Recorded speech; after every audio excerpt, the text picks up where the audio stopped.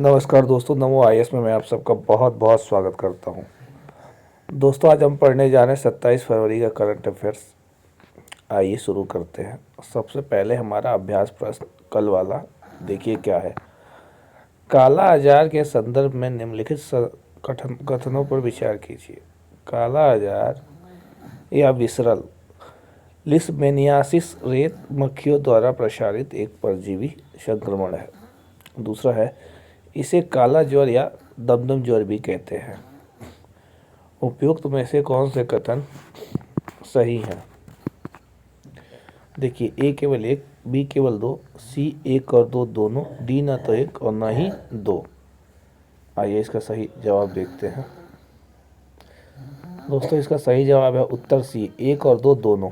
देखिए, हाल ही में भारत ने 2023 से प्रति 10,000 जनसंख्या पर एक से कम काला आजार के मामले पहली बार दर्ज करने का लक्ष्य हासिल किया है।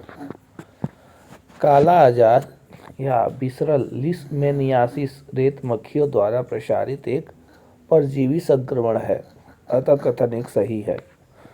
दूसरा, यह एक धीमी गति से बढ़ने वाली स्वदेशी बीमारी है जो जीनस लिस्मेनिया के प्रोटोजोआ परजीवी के कारण होती है। इसे काला ज्वर या दमदम ज्वर भी कहते हैं, अतः कथन दो सही है। आइए शुरू करते हैं हमारा पहला क्वेश्चन।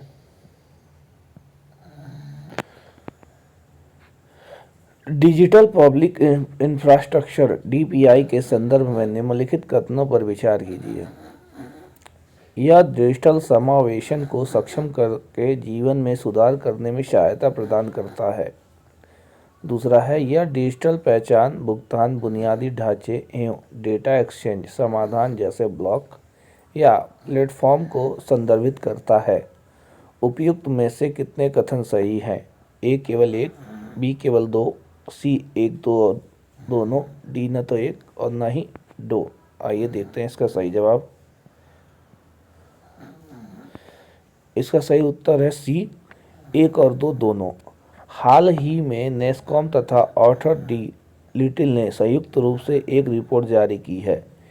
इस रिपोर्ट का शीर्षक है भारत का डिजिटल पब्लिक इंफ्रास्ट्रक्चर, भारत के डिजिटल समावेशन में तेजी।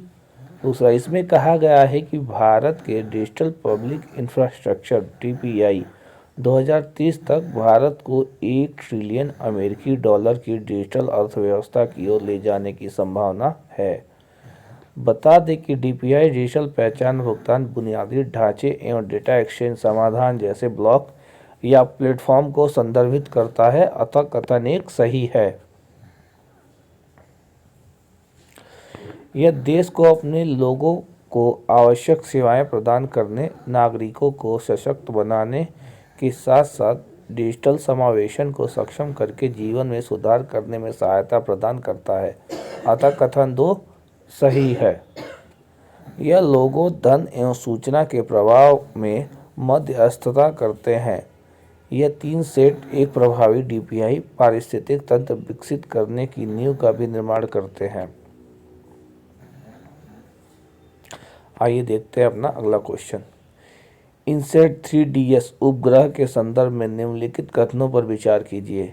इनसैट 3DS उपग्रह भू स्थिर कक्षा से तीसरी पीढ़ी के मौसम विज्ञान उपग्रह का एक अनुवर्ती मिशन है।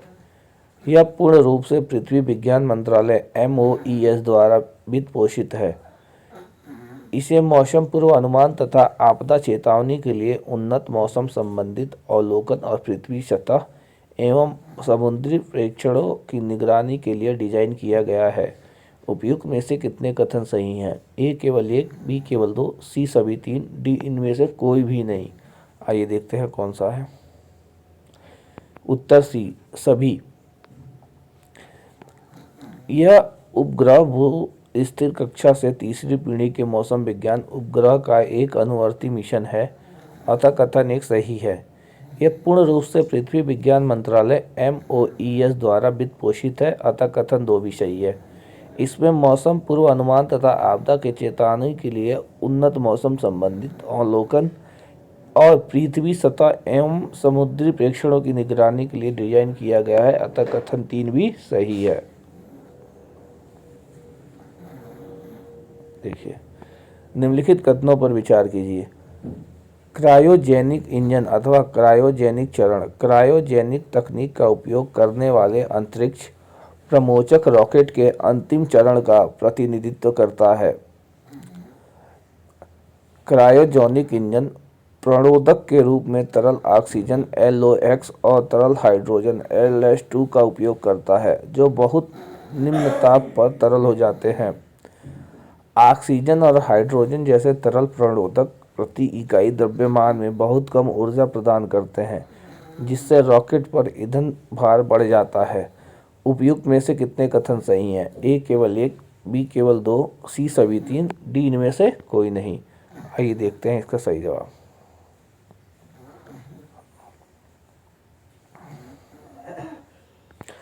इसका उत्तर है बी केवल 2।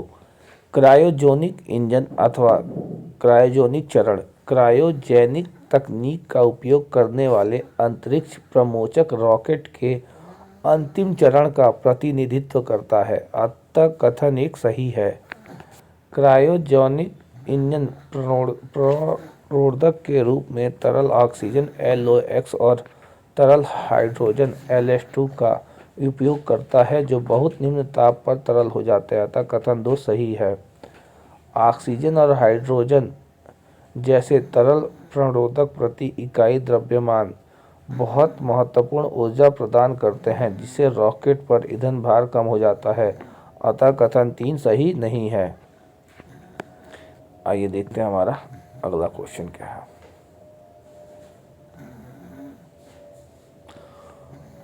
उचित और लाभकारी मूल्य MRP के संदर्भ में निम्नलिखित कथनों पर विचार कीजिए। ये सरकार द्वारा निर्धारित वो मूल्य है जो किसानों से खरीदे गए गन्ने के बदले में मिलों को उन्हें देना होता है। दूसरा, ये आवश्यक वस्तु अधिनियम ECA 1955 के तहत जारी गन्ना नियंत्रण आदेश 1966 देश भर में FRP के अनुदानों को नियंत्रित करता है। तीसरा, गन्ना उद्योग को पुनः गठित करने हेतु FRP MS स्वामीनाथन रिपोर्ट पर आधारित है। उपयुक्त में से कितने कथन सही हैं? ए केवल 1, बी केवल 2, सी सभी 3, डी इनमें से कोई नहीं। आइए देखते हैं।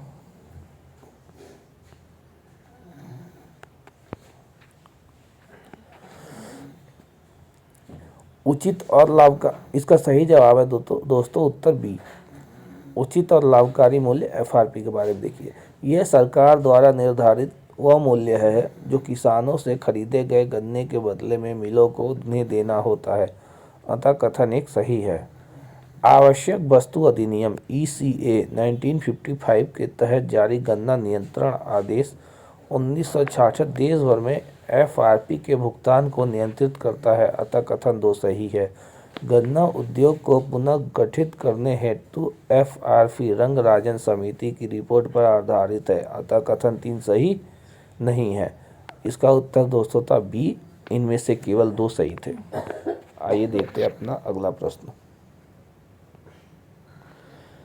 राष्ट्रीय स्वास्थ्य प्राधिकरण NHA के संबंध में निम्नलिखित कथनों पर विचार कीजिए।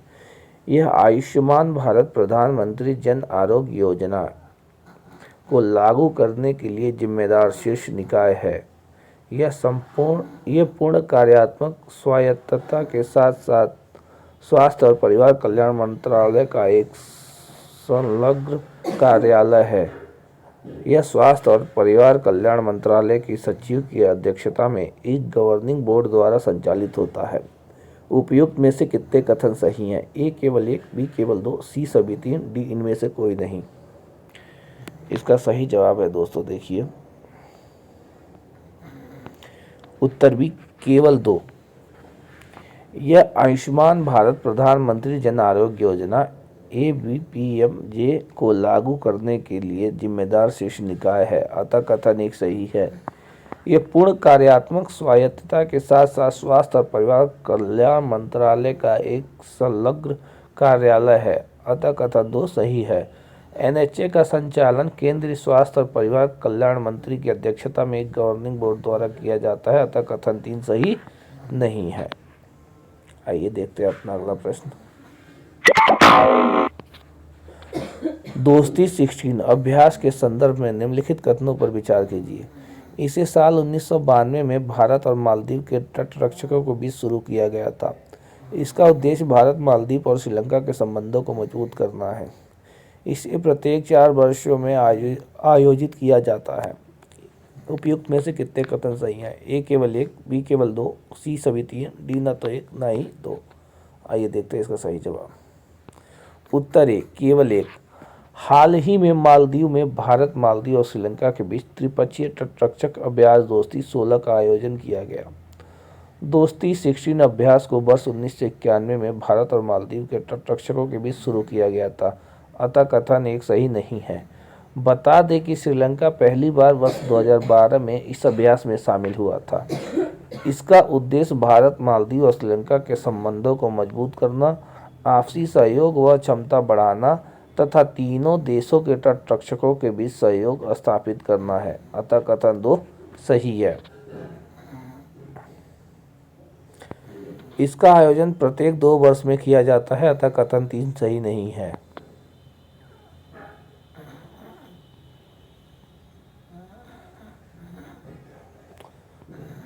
हमारा अगला प्रश्न है, देखिए। हनुमान के संदर्भ में निम्नलिखित कथनों पर विचार कीजिए। ये बड़े भाषा मॉडल LLM की एक श्रृंखला है। इन AI मॉडल का आकार 1.7 बिलियन से लेकर 40 बिलियन पैरामीटर तक है। उपयुक्त में से कौन सा कथन सही है? ए केवल 1, बी केवल 2, सी 1 और 2 दोनों, डी ना तो 1 ना ही 2। आइए देखते हैं अपना सही जवाब। उत्तर ए केवल 1। IIT बॉम्बे के नेतृत्व वाली भारत GPT इकोसिस्टम के सहयोग से Sita Mahalakshmi health care SML ने 22 भारतीय भाषाओं में प्रशिक्षित इंडिक बड़े भाषा मॉडलों का एक सूट हनुमान पेश किया है।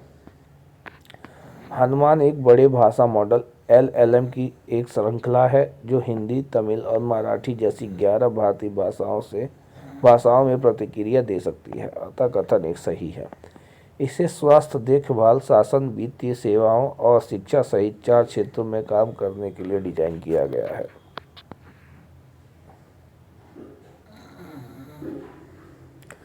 यह एक मल्टी मॉडल AI टूल है जो कई भारतीय भाषाओं में टेक्स्ट, वीडियो आदि प्रदान करता है।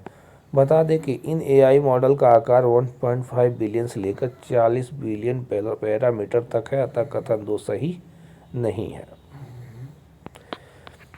एकलव्य मॉडल आवासीय विद्यालयों के संबंध में निम्नलिखित कथनों पर विचार कीजिए।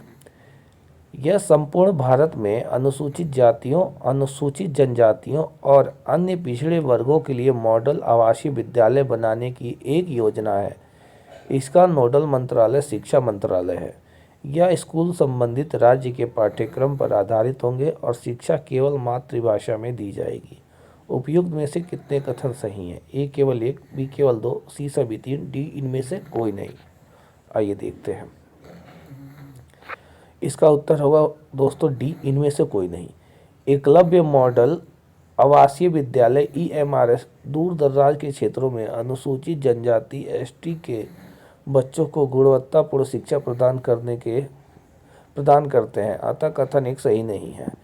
इसका नोडल मंत्रालय जनजातीय कार्य मंत्रालय है, अतः कथन 2 सही नहीं है। EMR स्कूल CBSE पाठ्यक्रम का अनुसरण करता है, अतः कथन 3 सही नहीं है। इस योजना का उद्देश्य खेल और कौशल विकास में प्रशिक्षण प्रदान करने के अलावा स्थानीय कला संस्कृति के संरक्षण के लिए विशेष अत्याधुनिक सुविधाओं पर ध्यान देने के साथ जवाहर नवोदय विद्यालयों और केंद्रीय विद्यालयों के बराबर स्कूलों का निर्माण करना है।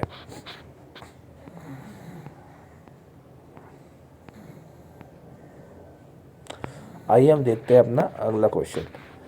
निर्भया फंड के संबंध में निम्नलिखित कथन पर विचार कीजिए। यह एक नॉन लैप्सेबल कॉर्पस फंड है। इसका उद्देश्य विशेष रूप से महिलाओं के बचाव और सुरक्षा में सुधार के लिए परियोजनाएं तैयार करना है। इसका संचालन मानव संसाधन मंत्रालय द्वारा किया जा रहा है। उपयुक्त में से कितने कथन सही हैं? ए केवल एक, बी केवल दो, सी सभी तीन, डी इनमें से कोई नहीं। आइए देखते हैं हमारा जवाब क्या है। उत्तर बी केवल दो। यह एक नॉन लैप्सेबल कॉर्पस फंड है, अतः कथन एक सही है।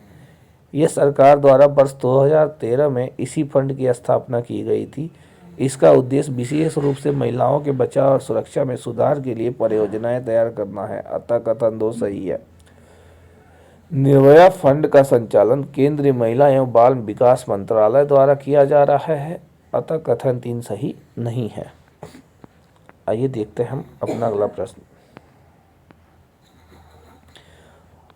ये हमारे प्रश्नों की सीरीज दोस्तों यहीं समाप्त हो गई। अब हमारा ये जो है अगला प्रश्न जो है ये अभ्यास प्रश्न है कल के लिए। इसका जवाब आप लोगों को कमेंट्स में देना है। तो आइए देख लेते हैं। क्रूर व द्वीप के संबंध में निम्नलिखित कथनों पर विचार कीजिए। यह अंडमान और निकोबार द्वीप समूह का हिस्सा है। यह एक घनी आबादी वाला नदी डेल्टा है जो काबिनी नदी के बीच स्थित टापुओं के एक समूह से मिलकर बना है, जिसमें समृद्ध वनस्पति जात और प्राणी जात शामिल है। इसके वनों में औषधीय जड़ी बूटियां पाई जाती हैं तथा साथ ही यह विभिन्न प्रजातियों के आर्किड और प्रवासी पक्षियों को निवास प्रदान करता है। उपयुक्त में से कितने कथन सही हैं? ए केवल एक, बी केवल दो, सी सभी तीन, डी इनमें से कोई नहीं। दोस्तों इसका जवाब आप लोगों को कमेंट में देना है, तो जल्दी जल्दी जाइए सर्च कीजिए, इसके बारे में पता कीजिए, इसका जवाब कमेंट्स में दीजिए। थैंक यू सो मच, मिलते हैं कल।